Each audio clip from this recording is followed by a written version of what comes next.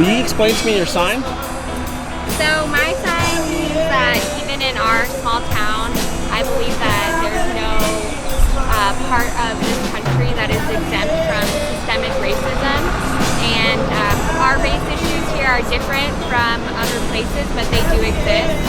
And also, just because something isn't happening in your zip code doesn't mean that it's not a problem. How can there be change when we cannot coexist? How does one shake hands with two close fists? Though I don't condone looting or rioting or any of that stuff, I do have a certain level of understanding. People are frustrated and desperate for Black change. Lives Matter, for me, it's a meaning of equality. It's not. I know some people say that it's it could be a separation, but for me, it's showing that a community is coming together in order to gain equality for everyone. Black Lives Matter means ending racial discrimination and police brutality against black people in America. I don't think that anyone should get murdered while they're being arrested. Whether they comply or not, there's no excuse for it. Where do we go from here now that there's an obvious public outcry for change? What does that change look like, and how might we actually achieve that efficiently and effectively as a group? I think the way that we can achieve social change as a nation is by people educating themselves.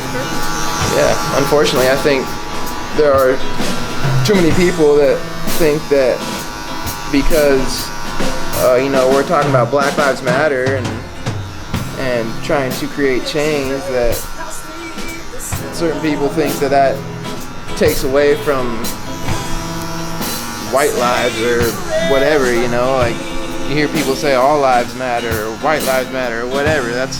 Nobody said that all lives don't matter, that all lives don't matter, but until Black Lives Matter to everybody, we can't say all lives matter because our society hasn't proven that. Do you believe that one of the responses in our legislature, defunding the police, do you believe that to be an astute judgment on what should happen and how things should happen? I'll say this: for one, I don't know what all that entails as far as defunding the police.